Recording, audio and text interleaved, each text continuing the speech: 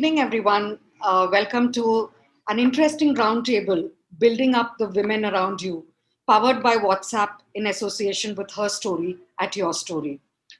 See Us, Hear Us is a powerful movement enabled by WhatsApp that champions for women's visibility and voices by providing them tools to break through whatever stands in their way of success and growth. To the roundtable today, let us welcome our guests.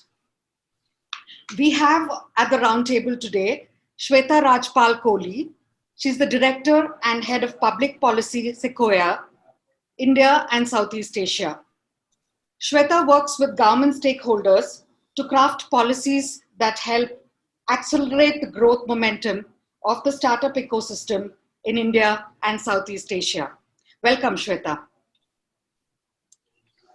Thank Next, you. we have Neha Bagaria, who's the founder and CEO of Jobs for Her, India's largest platform to accelerate women's careers.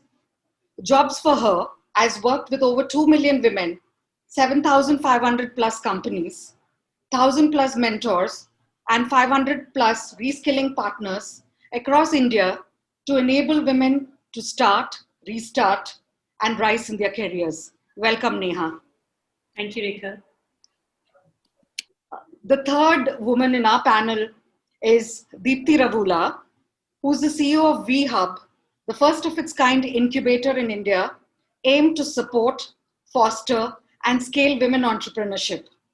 As the founding CEO of VHub, Deepti has created the vision, mission, and strategy, which has seen it grow from working with 26 entrepreneurs in 2018 to incubating 189 startups from 16 cities in India, and today provides support to more than 3,427 women entrepreneurs. Welcome to the panel, all you lovely women. Thank you. It's been a tough time for women all over the world and in India as well. So according to a study, a large number of women reported a loss of income due to the nationwide lockdown. Also, unemployment levels for women grew to 17.1%. So it's a very dire situation indeed. As women leaders building women, what are your personal thoughts on this scenario? And as you interact with a large number of women, what is, what are the thoughts running in their minds? And what is the thought running in your minds as you're helping the women face the pandemic? Can we start with Deepti? Thank you, Rekha, for the question. It is actually super relevant because I've had the opportunity to work with career professionals as well as entrepreneurs. So I have a team of 14 people at VHub, out of which about 80% of them are actually women. And then I work with more than 89 entrepreneurs from the tier 2, tier 3 parts of the city of Telangana, as well as about 26 startups from across the country. So I've had the opportunity to actually head, mentor, support, and also be one of the women that you're actually talking about, handling the COVID crisis. So I'll start with my own team. So the first thing we did is the nationwide pandemic started in March 2020. And then we actually did work from home for about 1.5 months. And the general consensus that all of us in the office reached to is that it is not going to be effective at all. Because we all have young children and we were working, but then our days were going from just 8 hours to about 12 to 14 hours. And then there was a lot of overlap of work and life. And it almost felt like we were working tirelessly in all our domains. So the first thing that we actually did is we started coming back to the office in May itself. May 2020, about 50% of our staff was back in the office, and we made sure that we maintained a lot of social distancing, and we were in the office for 50%. And by June, I'm happy to share that my entire team was back in the office, and that actually added a lot of productivity to our day. And we did that because we have a luxury of 14 people in a 12,000 SFT office, and I think a lot of companies do not have that. So as a leader in my own organization, we made sure that our employees were not actually getting affected by this entire extra responsibility that was being given, and they could actually spend the time that they wanted to do at work, and then they could actually take a step back. The second thing that we did as part of our work with the entrepreneurs is that in the first week of March itself, we decided that this was going to happen. And then we started having phone calls with each of the entrepreneurs pretty much every week, not to ask how are you doing, what are you doing, but more in terms of we are here if you need something. We never ask them how are you doing, what is happening, and all that, because it is going to again add to their already overburdened kind of way.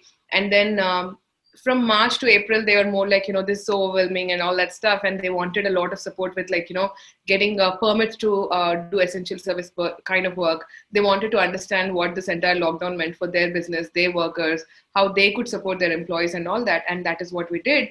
And as the lockdown actually went on, one thing we realized is that none of our entrepreneurs actually spoke ever about shutting down business. They were more worried about how they can support their employees, and that was really heartening to see. And if there was any kind of support that we could give, as we did that. And only about August we realized, and the entrepreneurs realized, and they did come back to us and tell us that the conversations that we had with them during the entire time of the lockdown, like we spoke to every one of our entrepreneurs every day of the week.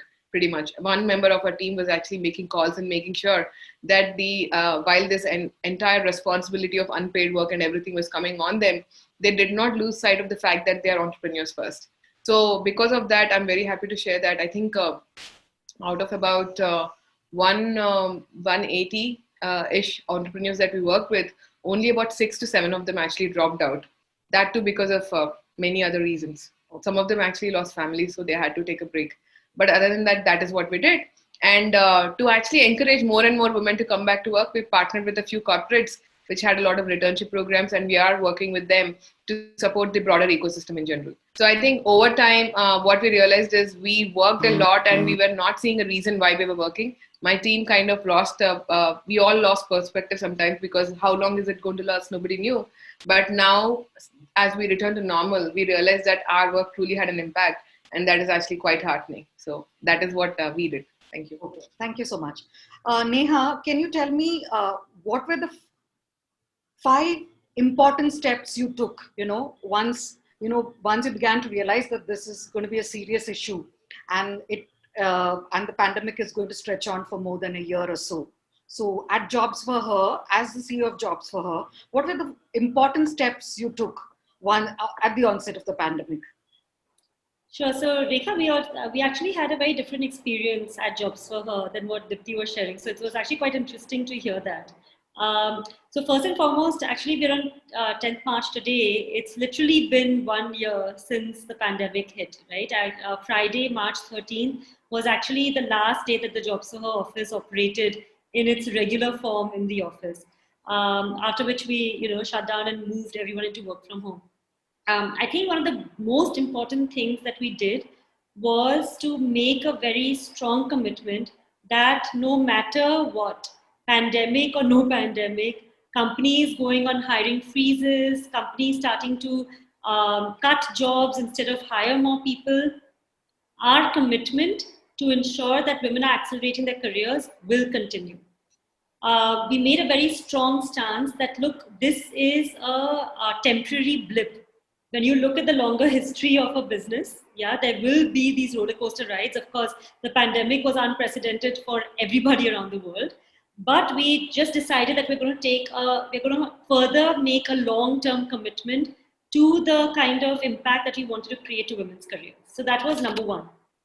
Second was to actually reassure the team that we will stay standing. We were actually already starting to see a lot of startups and smaller companies in the recruitment business that were starting to shut down, one after the other. And it started affecting the morale, of course, of the people in Jobs for Her as well. But reassuring them that, hey, we have made sure that the finances are in order to be able to see us through these bad times was very important, because that kept the morale of the team high. Third thing that we did was that while we knew that business was going to be very difficult to get during this time, because on one hand, when companies are talking about hiring freezes and job losses, we can't go to them and ask them to pay us money to recruit. So instead, we told our sales team that, guys, please know that it's not you, it's the pandemic, and use this time to actually strengthen your relationships with your clients.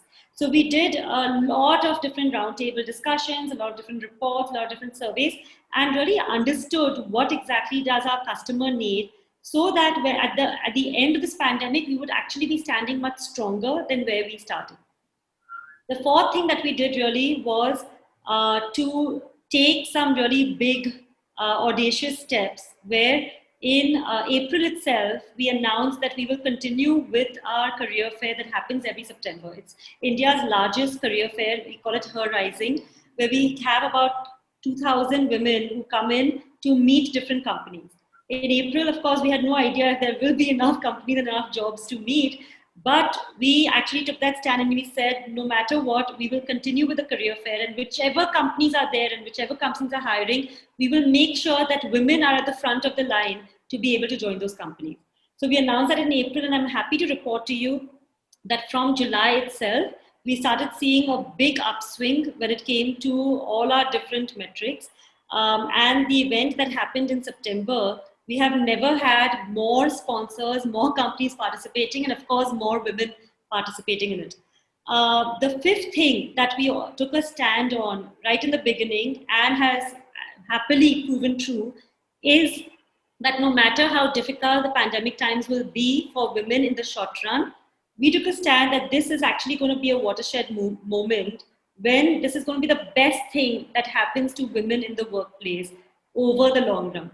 Because the kind of shift that companies have had towards flexi timings, flexi workplaces, just overall providing that flexibility that women have been asking for years will positively impact them. And the shift that's happening to work from home jobs, you will get more and more women from tier 2, tier 3 India participating. And most importantly, everyone will realize how important it is to have double incomes in families.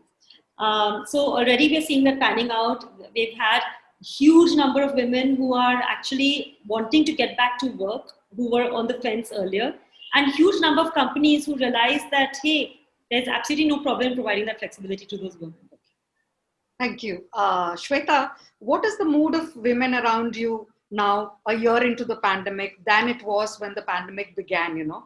Rekha, very important question, because I was listening into what both Neha and Deepti had to say, and we've been discussing this a lot. And I think my understanding is that the pandemic has had a disproportionate impact on women, depending on a lot of factors, depending on maybe which social strata you belong to, depending on whether, it's what kind of work you're into, depending on what age group you belong to. I mean, do you have childcare responsibilities at home? Do you have to look after the elderly? So I think it's very hard to pinpoint and say that has the pandemic been a boon or a bane for women, because you get mixed responses. And I think the understanding really is that while it's hit certain category of women much harder, because you know what, you're already juggling a lot in terms of the work-life balance, in terms of responsibilities around childcare, around the home.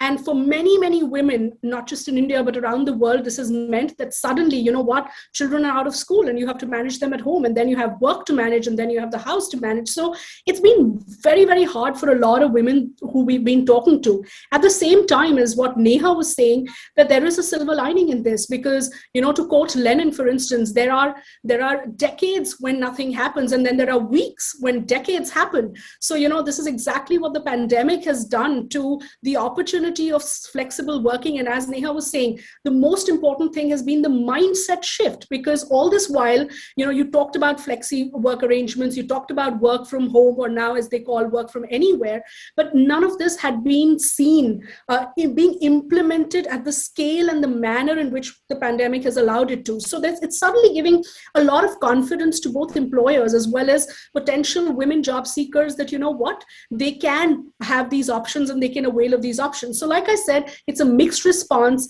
It's a mixed feeling. Yes, for me personally, I'm back in the office today. It's great to be, back doing physical meetings. We're obviously opening up slowly and everybody's being very, very cautious, but you've missed that, you've missed a lot of that. Virtual meetings have been great, but there is a sense of social communication, which is very important. But just to wrap up what you're saying, I think we need to make sure that we're turning this crisis into an opportunity for women. And what we see going forward is that we see a lot many more women getting the confidence that the mindset shift has happened, and it's happened at a large scale, and that women can today avail of so many options, and that employers are so flexible, open, and progressive now when it comes to allowing women to work from home and to avail of those flexible work opportunities.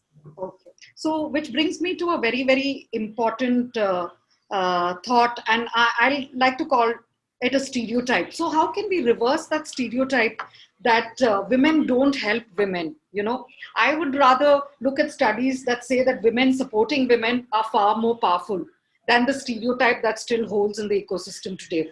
So, how can we build an environment for women to thrive? Can we start with Neha, please? Sure. So, Rekha, I think those days are gone, when we used to say there's a queen bee and women are women's worst enemies and all of that. Yeah. And I'm very happy to report that those days are gone because I think women have also realized that it's very lonely to be the only woman on that, in that meeting and on that table and on that floor when you're working. And they want to pull up so many other women along with them. So at JobServe, we've seen actually women being huge supporters of one another. First and foremost, the ones who've really figured it out and climbed up the ladder the tough way. We have seen them providing huge amount of mentorship, inspiration, and opening up job opportunities for other women. Second, we've also seen a lot of women supporting one another as peers, right? Because they understand the kind of challenges that another woman is going through. They understand the challenges that a working mother with very little children is going through. And they're there to really be able to support them and give them that kind of boost and be the positive energy around it. So I feel that both in the workplace as well as in the larger society, women have really come a long way in supporting one another. And it's extremely important. Deepti, what do you think? You work with the women entrepreneurs from different domains, right? And from early stage women entrepreneurs to growth stage and those who are scaling up their startups. So what is your thought on this subject about women helping women? I completely second what Neha just spoke about, because I think one of the biggest barriers any entrepreneur faces is access to networks. And how do you build networks if you don't actually collaborate with others? And I think that is exactly what we are seeing as well. And seconding everything what Neha said, because even in my own case, I think I have Shweta here, who is the biggest champion. And I think nobody could have been a louder and more vocal champion than Shweta, since WeHub was just a thought in her mind. So, yeah. Shweta, do you think biases still exist, conscious and or unconscious biases still exist? Of course they do. Of course they do. We see a lot of instances. So firstly, Deepti, thank you for saying that.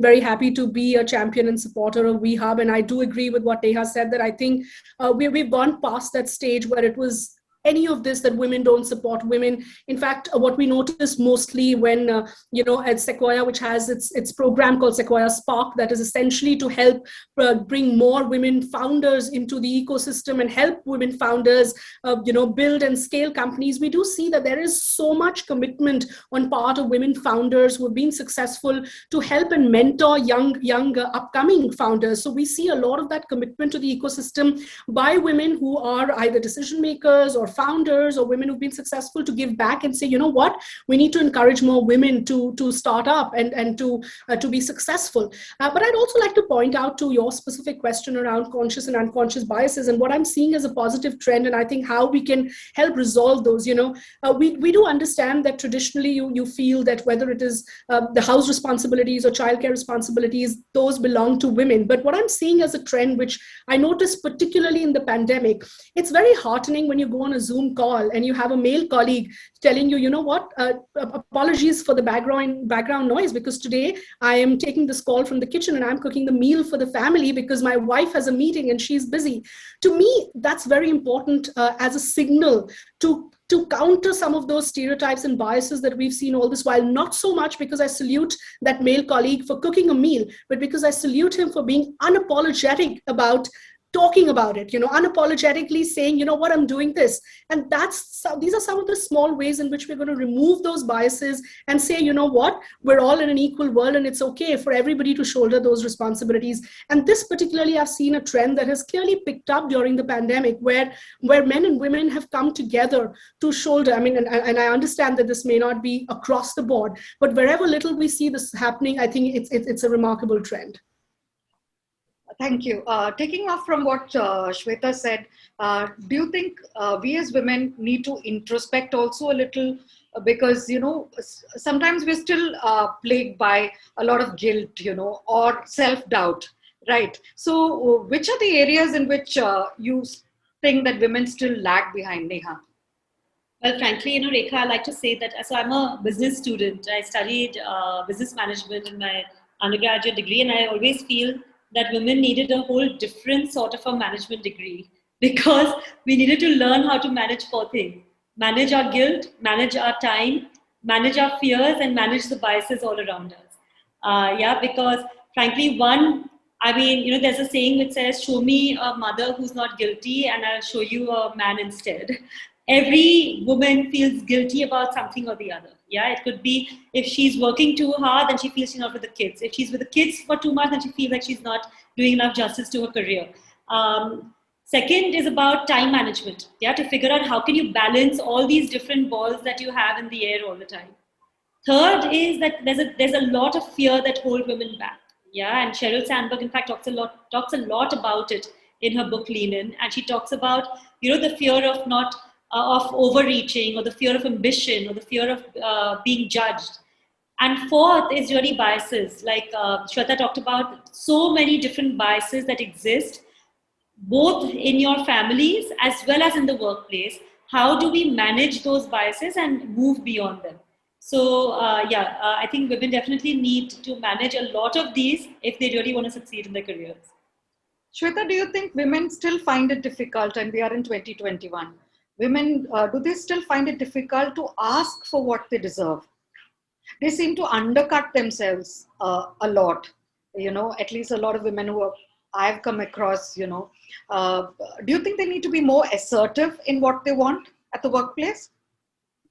I do think so. I do think we need to continue to encourage women to be confident in their skin and say, what, you're as good. And there's absolutely no reason for you to have those fears that Neha was talking about, the fear of being judged, the fear of attracting labels. As Sheryl Sandberg has often said that, what, you have a woman speak in a meeting and she's suddenly labeled as aggressive. Whereas the same meeting, if a man is speaking up, what, he's probably ambitious. So yes, we do think that those biases exist, but I also want to point to the fact that change is happening, and we need to recognize the progress and the change. We need to recognize the kind of progressive employers we have today. We have to recognize that today women do have a seat at the table. When we look at the numbers and the statistics, they don't paint a rosy picture, but can we at the same time not recognize that we are seeing that change come about? We're seeing the change which is visible in allowing women at the workplace, women occupying boardroom seats, women being there at decision-making roles. A lot of that is happening, and that's a positive trend we need to recognize, even though statistics are still dismal. I also want to very quickly point to take forward the conversation that Neha was doing, that I think, as women, we also need to be very respectful and mindful of choices that we make. So as a woman, if today I've made a choice to, as a working mother, to continue working for the last 23 years, despite having very demanding careers and raising 2 children, I think it's very important that other women and men respect my choice. Similarly, if there are women who've decided not to go down that route and decided to be homemakers or sacrifice their careers because they felt that they wanted to take on a certain responsibility, I think we as working women need to be equally respectful of that choice. So I think where we see that rift and that conflict happen is that very often we either see career shaming taking place. I mean, I'll very quickly, in the interest of time, keep it brief. brief, but I've had a moment where we've had friends call up and say, you know what, maybe your child is not doing well academically or is having behavioral issues because you're a working mother and you need to quit your job. And because, as Neha said, we're also vulnerable, and so we don't let go. We want to be the perfect mother, the perfect professional. We don't accept anything that could, and we very quickly we're vulnerable enough that we very quickly get sucked into those judgments, that you have that moment of guilt. And I think it's okay to let go and say it's fine, it's okay, you can't have it your way everywhere, and be confident that it's not necessarily your choices that are leading to certain actions. So I'll pause there, but I do think that a lot more mindset shift needs to happen. At the same time, women being more confident about the choices that they're making today. I'm sure that's for food for thought for a very long conversation. Deepti, what are your thoughts after listening to Neha and Shweta? I mean, they are such articulate speakers, but I would like to just chip in by saying, I think the day we stop chasing this entire illusion of work-life balance, I think that is the day I think the society will go forward. Because weirdly enough, work-life balance only exists for women mostly. And I think one of the things that I keep telling our entrepreneurs, and I think it's a self-realization also, work-life balance for me is the balance which makes me happy. That's about it. And I think if you are happy at work, if you are happy at home, that actually trickles down into every sphere of life. And I think I'll just follow what Shweta said. Find your balance, be happy, and enjoy your day. That's about it. I think once we follow that simple mantra, everybody around will be happy as well. But coming down to the second thing around what Shweta was speaking about biases and all that, I would like to slightly disagree there, Shweta. It is actually changing quite a bit in the corporate, because now there is lots of strict HR policies, not to say those words. But what I would like to actually say is there is still a lot of problem around even in your subordinates, right? Like, let's say you have reached a certain stage in your career. The problem now is not because of your superiors, because they respect you at the table. It's your subordinates who think that you're pushing them too hard. So that is the interesting problem that I notice a lot of our own startups having as well. So I think, Rekha, we should talk a little bit about that. Thank you. Thank you, Deepti. I understand, because as you said, and I agree with both of you, though the thoughts may differ, I don't know whether this trickles down to, smaller workplaces. Maybe corporates, yes, have strict measures in place, but I don't know whether they trickle down to smaller workplaces, and maybe we need to delve into that more, probably in another conversation on what can be done to have these policies the same throughout, for all women, even if it's a woman running a cottage industry or a woman working in a corporate. So I understand both sides. I understand where Shweta is coming from and where you're coming from as well. And I like this thought which Deepti has put in our head, balance which trickles down, right?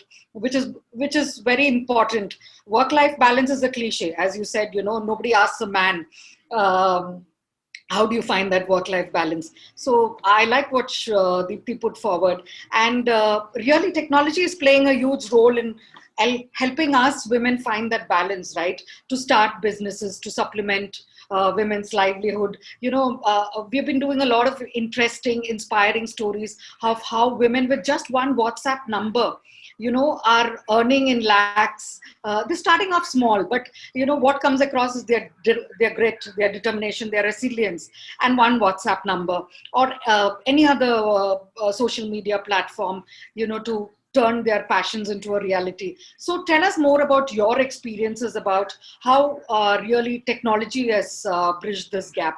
Shweta.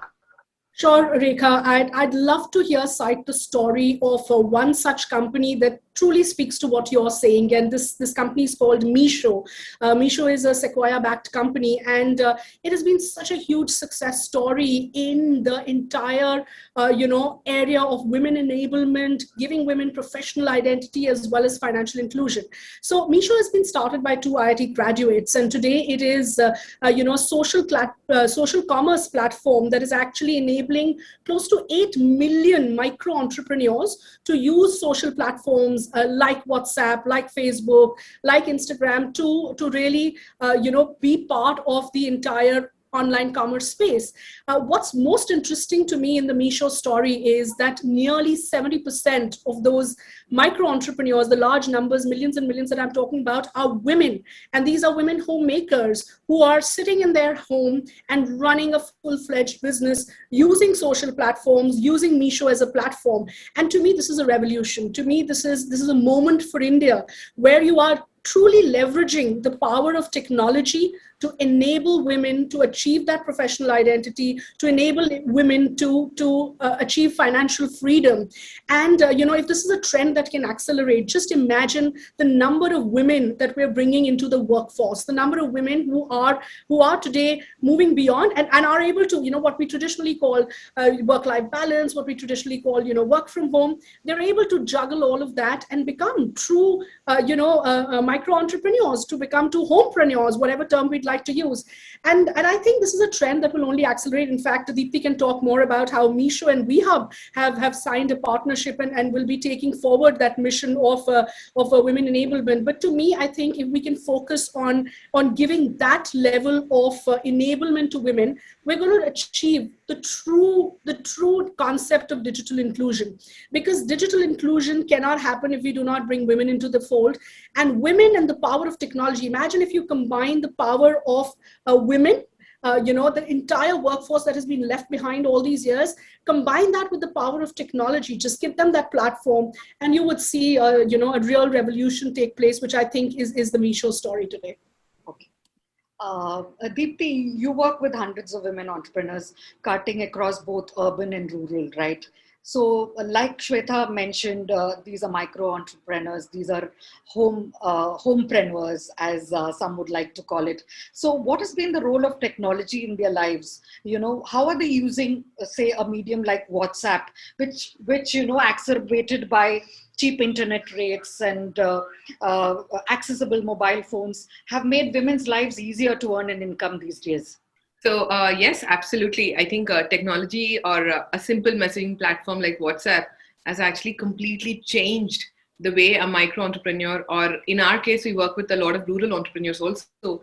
It has actually changed the way they view themselves, because now they are realizing the true power of like the digital highway, right? You talk about access so much that we forget that internet is the most powerful highway that has ever been built. So a lot of our rural entrepreneurs have realized that, okay, I'm recognized outside. They realize that, they can meet other women, they can collaborate. So they have been doing that immensely. I'll give you a small example of what Shweta spoke about.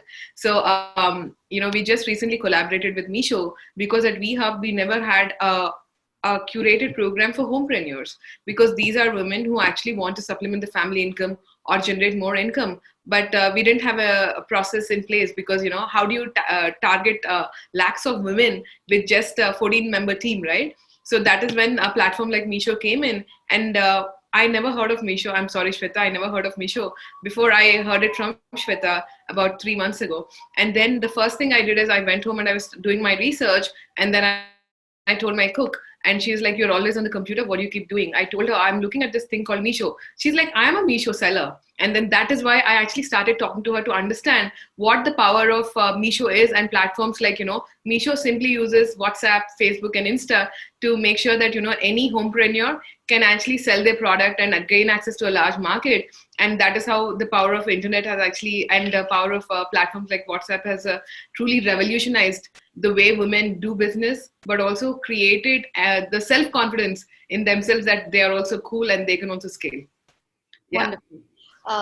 Neha, the pandemic has brought the entire world online, so to speak. So how do women's networking groups help in the present scenario? Sure. So, Rekha, actually, the whole world moving digitally and moving online is again of huge benefit and advantage to women. Yeah. First and foremost, when we talked about the work from home jobs, that is made possible by the whole digitization that we are seeing. Second is when we look at the entire digitization of jobs that is happening, many times we feel daunted by the low number of women that we see in technology. But frankly, it's that same technology that is very easy for women to upskill themselves, reskill themselves, and join hands in order to get into those jobs. Third is when it comes to networking. Over there also, there's been a big paradigm shift. So earlier, if you see, women have traditionally always been fantastic at networking, but for their personal needs or social needs, they have very less time that they have allotted for professional networking. Because traditionally, you will see that a woman, by the time her first job is over, it's time for her second job, right? Like her kids are waiting at home, she needs to get to it. She doesn't spend that much time in actually hanging out with her colleagues, reaching out to mentors, doing coffee updates. And of course, there are the traditional rules of networking that are very meal centric, right? Like going for a drink, going and playing golf and things like that. So now that networking has also moved online, first and foremost, women can do it at their own time and at the comfort of their home. Secondly, by doing little, you can get so much, right? Like the entire online platform is such a great way to actually build a personal brand, which is the number one step when it comes to building a strong network. So women have started using all these social networking platforms very effectively, like Facebook, like LinkedIn, to build that professional brand for themselves, reach out to a much larger network, and then stay engaged with them through all the different amazing, inspiring content pieces that are constantly floating around on the internet. So the whole move to the online world is really impacting women very positively there. Thank you so much. Which brings us to, what more do you want to build up the women around you? Shweta? Well, here I'd like to touch upon a recent initiative which has been launched by the startup and the venture capital industry to really support the empowerment of women. And this is called Act for Women. So Act Grants, this comes under the umbrella of Act Grants, which was really a movement that emerged during the pandemic by founders, venture capital firm leaders to really come up with very innovative solutions, as well as solutions that can be scaled to solve for problems around healthcare. So it obviously started with healthcare, given that we were in the midst of a pandemic, but now it has extended to many other areas, including education, environment, and empowerment of women. So what Act for Women has really done is encouraging people to sign up a pact for gender parity, which is a 5-pronged agenda and very simple to do. So in fact, for all the founders and companies that are listening in here, all you need to do is go on to actgrants.in /act-for women. So once you do that, you're really committing yourselves to doing a certain number of things to bring about more diversity and inclusion in the workplace. And this could include participating in a corporate workplace report, a return for work program, more mentorship opportunities. Why we believe this is important, because, at Sequoia Spark, which is really our program to encourage more diversity and inclusion in the startup ecosystem, we found when a survey was done of women founders that some of the things that they've pointed out, which remain challenges, include, for instance, fundraising, include mentorship opportunities, including access to role models, networking. So to your point, there is need to do all of this. And very often we do feel disappointed and dejected that, come March and there's all this conversation around International Women's Day. We have these conversations. Are we even making progress? Or is this the same cliched conversation you have year after year after year? And statistics are not doing justice to the efforts that are going in. But I think we can't stop. And it's very important that we now move away and do things that would genuinely move the needle on this conversation. And that's why programs like Act for Women are fantastic. That's why institutions like WeHub that are encouraging, women incubators, and it's such a model for other states to follow that what Telangana has done with WeHub. That's a remarkable story. And lastly, I think what Niti Aayog has done with the Women Entrepreneurship Platform, a platform that is encouraging more women to come up. And we're very proud to say that Sequoia India has signed an MOU with WEP, with Niti Aayog, to further give back to the ecosystem. And we'll be doing a number of mentorship programs as well as webinars to overall encourage more women to become founders as well. Neha, how would you like to take the conversation forward? I think, Rekha, one huge area that we at JobServer feel that we need to work strongly on is getting more women at leadership levels. So if you see most businesses, even if they have enough women in the workplace, those women will usually be at the entry level. At the management level, that will start falling. And in the C-suite, you have like single-digit women. Yeah. And unless and until we get more women who are leading these conversations, more women who are leading these companies, you're not going to see the sea change that is required in these companies to make it a conducive environment for other women. So one of the big focus areas for JobSaha is how do we ensure that more women are rising up that corporate ladder, really shattering that glass ceiling and getting into these decision-making roles. So in fact, we've started something called the Herky Club, which is a buy and invite club only, and it's specifically for rising women leaders. Women like Dipti, like Shweta, who really want to make an impact in their workplaces and who want to be able to share, network, and learn with other women who are like-minded, and so that everybody can grow together.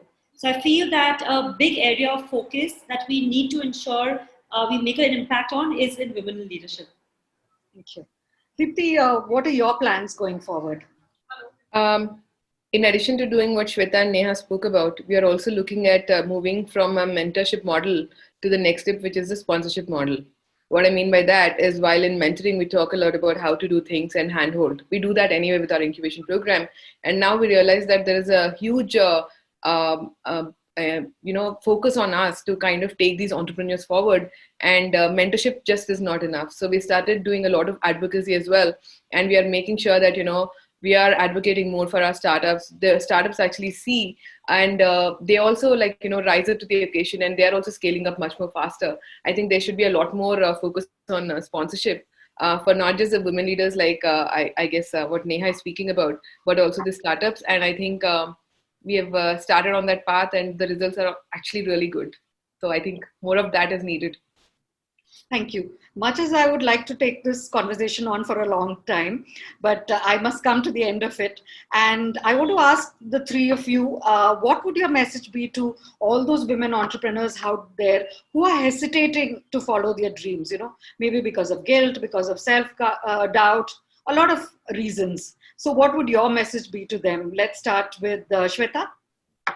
All right. So my message to all the women founders who are probably fence sitting or still debating is, go out there and just start up. There couldn't be a better time to start up for a number of reasons. The pandemic has brought with it, of course, headwinds for some, but plenty of tailwinds for the startup ecosystem. So it's an absolutely wonderful time to go ahead and explore your big startup idea and go ahead and start up. The second thing, of course, has been, as we've discussed all this while, that the pandemic has also been an opportunity because it's allowing you the work from anywhere option, which and the mindset shift that it has brought about, which allows women to juggle so much more in the current environment. And thirdly, of course, the startup ecosystem in India right now, at least, is hugely vibrant. Just look at the vibrancy that we've seen, despite 2020 being, the pandemic year. We saw 11 new unicorns in that year, and that itself is data that should be very, very heartening and encouraging for all the women founders. And my last message is, we need you. We need you to improve the diversity ratio in the startup ecosystem. So go ahead and be confident, and there are plenty of opportunities out there for you to get that support, get the mentorship, get the fundraising advice, get the funds if needed to go ahead and build your company into a legendary company. Dipti? Quite simple, Rekha. There are always a million reasons why you won't do something, and if you just find that one reason to do it, I'll be quoting somebody, I don't know who that is. There's only there are 1,000 reasons why some people don't do stuff, right? But there'll be one strong reason why I think everybody should actually try entrepreneurship. So just use that as your anchor, go forward, and for everything else, I think there is Neha, there is VHub, there is Shweta's Secure Spark, and there is so many more. So just find that one reason, be your anchor, and just go for it. I mean, what's there to lose? Neha, like Shweta said, the pandemic has also presented an opportunity for women to restart their careers or look at their careers in a different way. So what would your message be to women? I think for any woman who wants to restart her career, this is absolutely the right time to do it. The whole world is realized that the importance of getting more women in the workplace. And as Indra Nooyi said, that no country can truly prosper unless and until its women are equal participants in the workplace. So this is a time when you will have all the support that you require, exactly how Shweta said. And there is no better day than today to get back into your career. And it is never too late to restart your career either. So there's always a way back. And of course, any support that women who want to restart their career need, JobSaha is there exactly for them. Thank you. Thank you, Shweta, Deepti, Neha, all you lovely women for this wonderful conversation. And we hope to take it offline as well in all the stories that we do about women entrepreneurs and how we can encourage them to, chase after their dreams. Thank you so much for joining us at this roundtable, and all the very best to you in all your endeavors. Thank you. Thank you so much. Thank you, Rekha. Yeah.